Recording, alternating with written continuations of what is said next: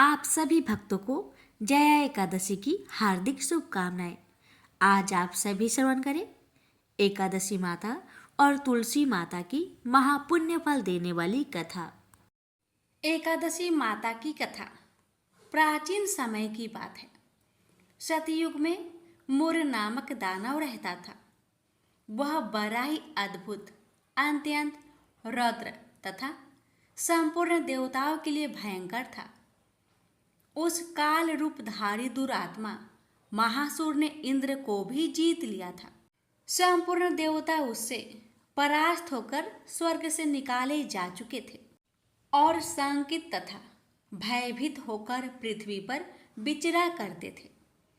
एक दिन सब देवता महादेव जी के पास गए। वहां इंद्र ने भगवान शिव के आगे सारा हाल कह सुनाया। इंद्र बोले, महेश्वर, ये देवता स्वर्ग लोक से निकाले जाने के बाद पृथ्वी पर विचर रहे हैं। मनुष्यों के बीच रहना इन्हें शोभा नहीं देता। देव, कोई उपाय बतलाइए। देवता किसका सहारा ले?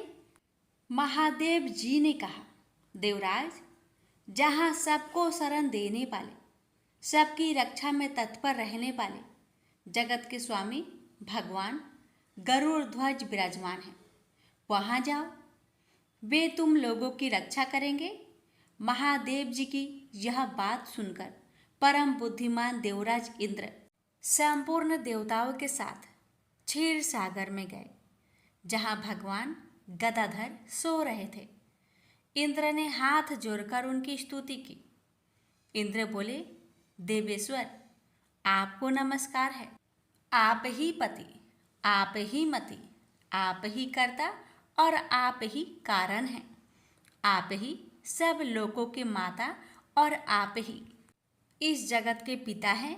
देवता और दानव दोनों ही आपकी वंदना करते हैं। पुंडरीकाक्ष, आप दैत्यों के शत्रु हैं। मधुसूदन, हम लोगों की रक्षा कीजिए। प्रभो जगन्नाथ, अत्यंत उग्र स्वभाव वाले महाबली मूर नामक दैत्य ने इन संपूर्ण देवताओं को जीतकर स्वर्ग से बाहर निकाल दिया है। भगवान देवेश्वर, शरणागत वत्सल देवता भयभीत होकर आपकी शरण में आए हैं। दानवों का विनाश करने वाले कमल नयन भक्त वत्सल देवेश्वर जनार्दन, हमारी रक्षा कीजिए, रक्षा कीजिए।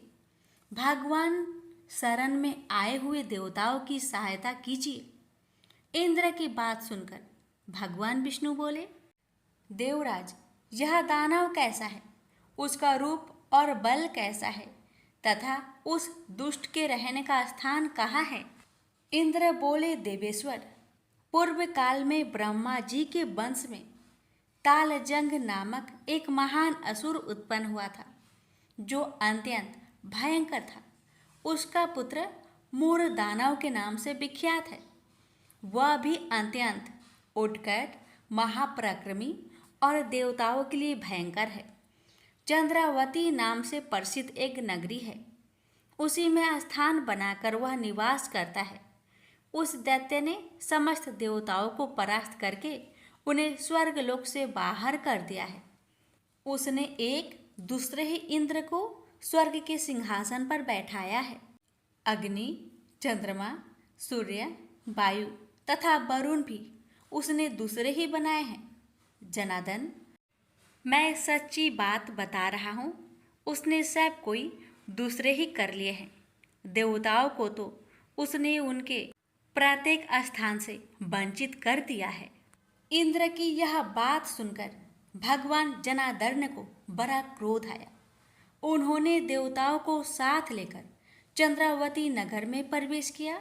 भगवान गदाधर ने देखा कि दैत्यराज बारंबार गर्जना कर रहा है और उससे परास्त होकर संपूर्ण देवता दसों दिशाओं में भाग रहे हैं। अब वह दानव भगवान विष्णु को देखकर बोला, खड़ा रह, खड़ा रह। उसकी यह ललकार सुनकर भगवान के नेत्र क्रोध से लाल हो गए। वे बोले, अरे दुराचारी दानव, मेरी इन भुजाओं को देख।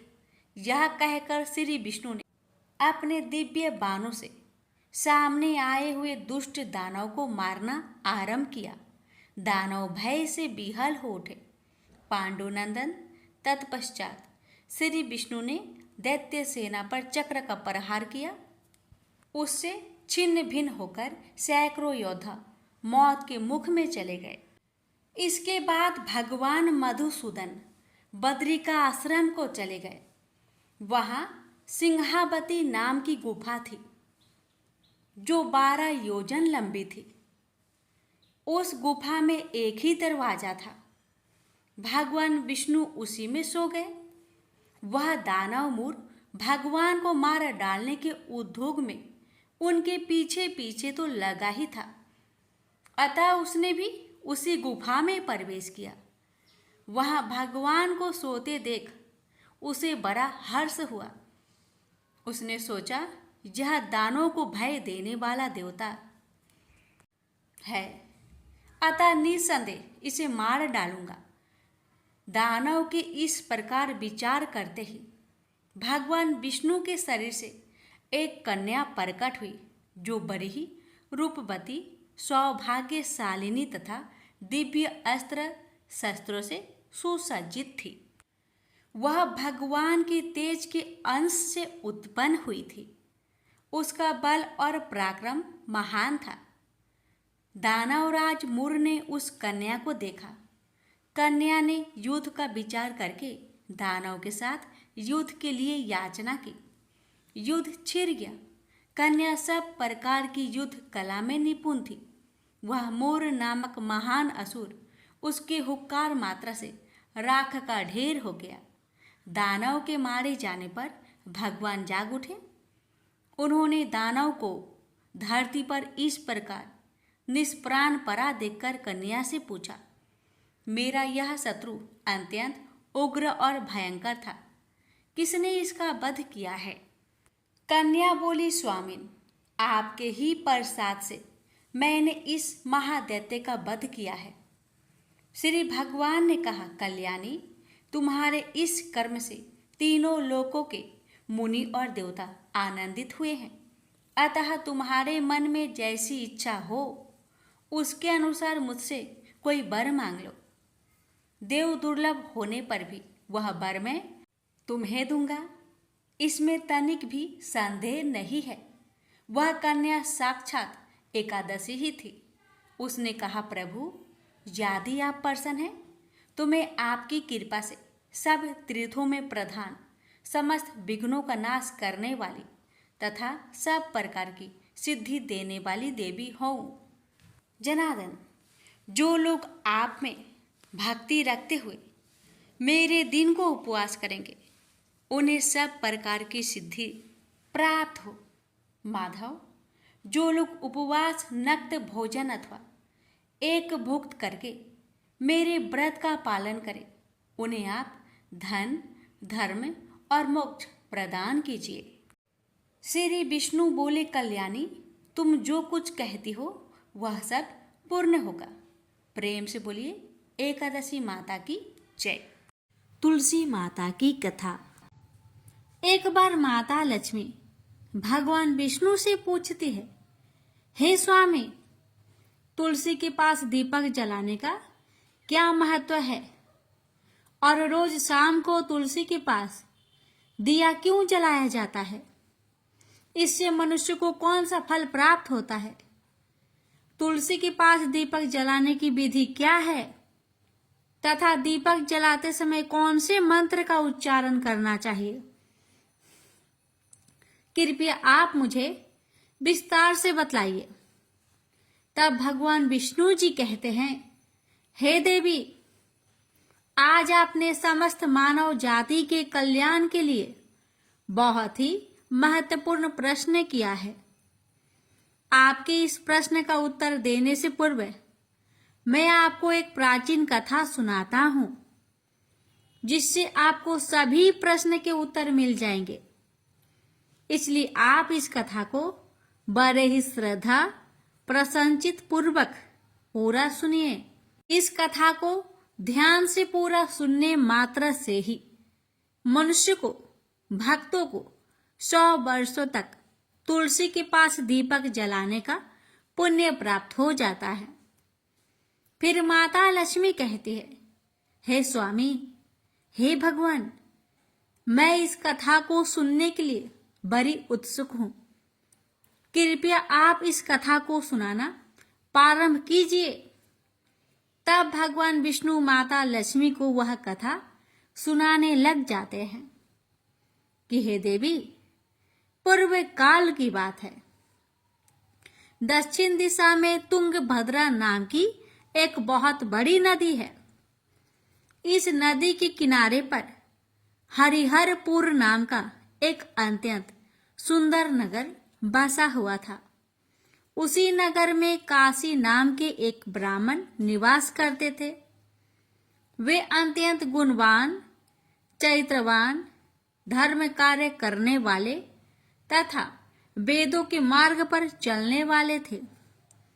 उन्होंने समस्त शास्त्र का अध्ययन किया हुआ था। उस ब्राह्मण की एक पत्नी थी जिसे लोग दुराचार कहकर पुकारते थे, क्योंकि उसके कर्म ही उसके नाम के अनुसार थे। वह सदैव ही अपने पति को अपमानित करती थी। वह अपने पति के लिए कुवाच्य कहती रहती, पति को भयंकर दुख देती थी, पति के लिए कभी भोजन नहीं बनाती थी, अपने पति के साथ कभी शयन नहीं किया, कभी उसके साथ प्रेम से व्यवहार तक नहीं किया। पति के मित्र, परिवार के लोग घर पर आते तो वह स्त्री उनको अपमानित करके घर से भगा देती थी और स्वयं काम भाव से उन्मत्त होकर निरंतर अन्य वैभवचारिणी स्त्रियों के साथ घूमा करती थी। उसका मन पति को छोड़कर पराये पुरुष में लगा रहता था। उसने कभी अपने पति से प्रेम से बात तक नहीं की, किंतु पराये पुरुषों के संग बैठकर बातें करती थी। पराये पुरुषों को मोहित करने के लिए बड़े ही सज धज कर गांव में घूमने जाया करती थी। कभी वह वन में किसी वृक्ष के नीचे खड़ी रहकर सुंदर पुरुषों की राह देखने लगती और किसी दुष्ट पुरुष को मोहित करके उसके संग भोग विलास किया करती थी। फिर एक दिन वह दुराचारिणी स्त्री वन में जाकर एक वृक्ष के नीचे खड़ी हो गई। उसका चित्त काम से भरा हुआ था। वह किसी सुंदर कामी पुरुष की राह देख रही थी, किंतु बहुत समय निकलने के बाद भी उस स्थान पर कोई पुरुष नहीं आया। इसलिए वह अत्यंत दुखी हो गई और प्रियतम की खोज में इधर उधर देखने लगी।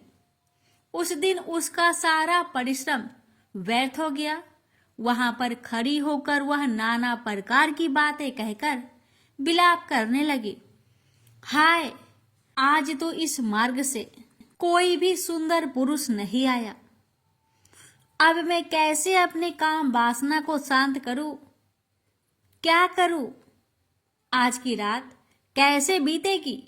यह सोचकर वह जोर जोर से रोने लगी। उस जंगल में एक भयानक बाघ निवास करता था। उस पापिनी स्त्री की आवाज सुनकर वह जाग गया और उछलकर उस स्त्री का भक्षण करने के लिए उसके पास आ गया।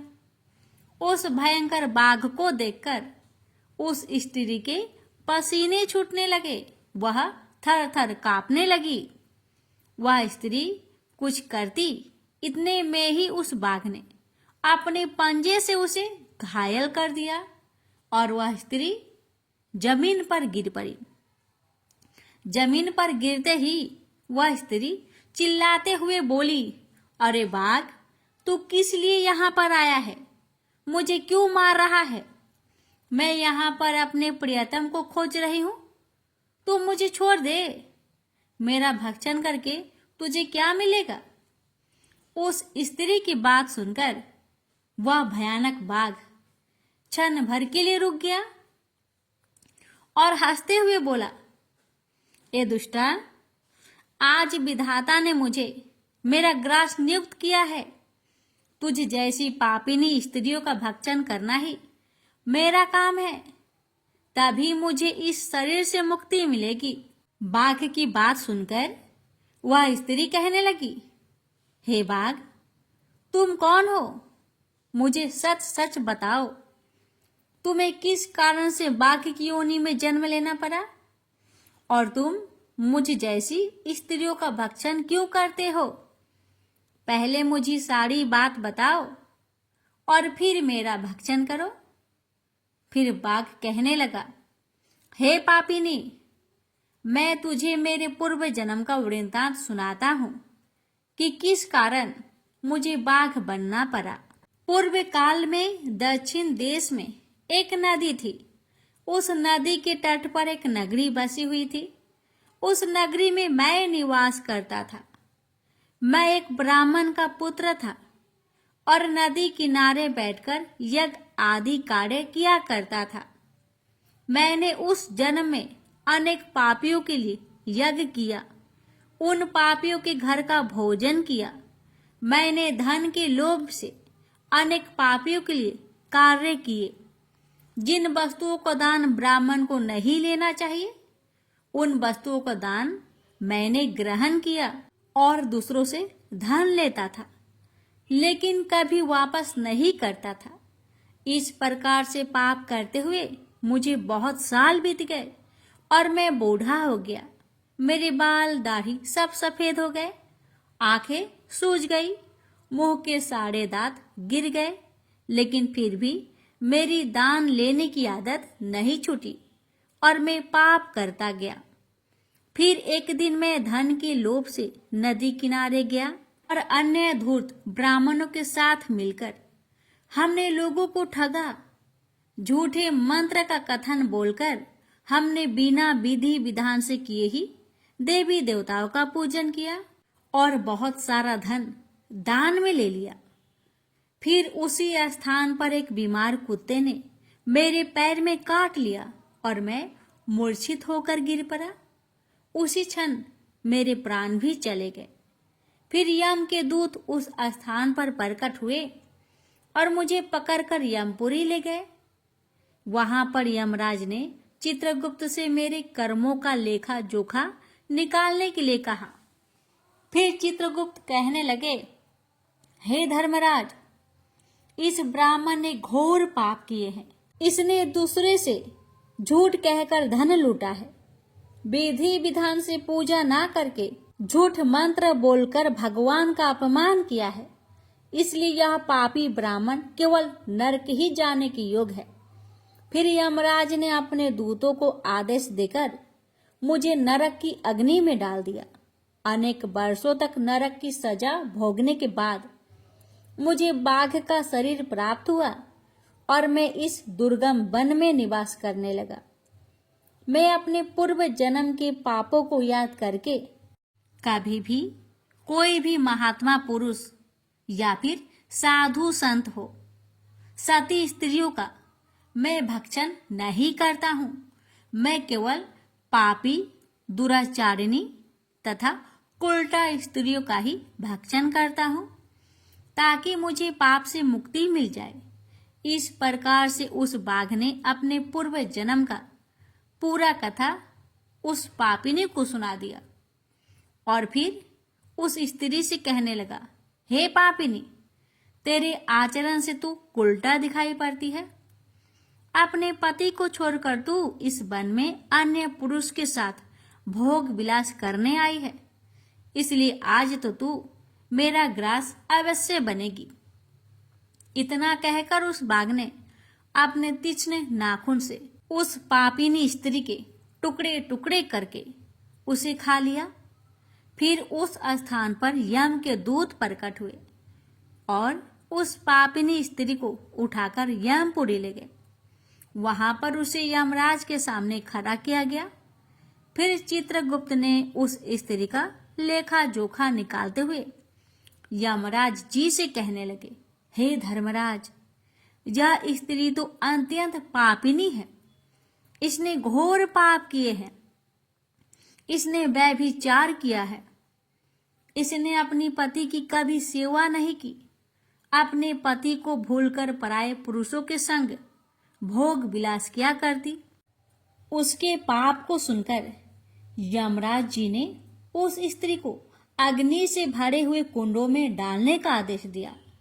अनेक वर्षों तक उसे उस कुंड में पकाया गया, फिर उसे निकालकर दूसरे नरक में डाल दिया गया। इस प्रकार से उसे अनेक वर्षों तक अलग अलग नरकों में डाला गया और नरकों में डालने के बाद वह महापापी स्त्री पुनः पृथ्वी लोक पर आकर चांडाल के रूप में उत्पन्न हुई। चांडाल के घर में जन्म लेकर वह फिर से अनेक पाप करने लगी, व्यभिचार करने लगी, अनेक पापी पुरुषों के संग विहार करने लगी। कुछ समय बाद पूर्व जन्म के पापों के कारण उसे कोढ़ का रोग हो गया और वह भयानक पीड़ा सहन करने लगी। उसका अंग अंग जलने लगा, उसके नेत्रों में पीड़ा होने लगी। इस दुख को सहन करती हुई अपना जीवन को बिता रही थी। फिर एक दिन वह तीर्थ में स्नान करने के उद्देश्य से अनंतपुरा में चली गई। वहां पर वह एक आश्रम के बाहर निवास करने लगी। वहां उस आश्रम में एक तुलसी जी का पौधा था।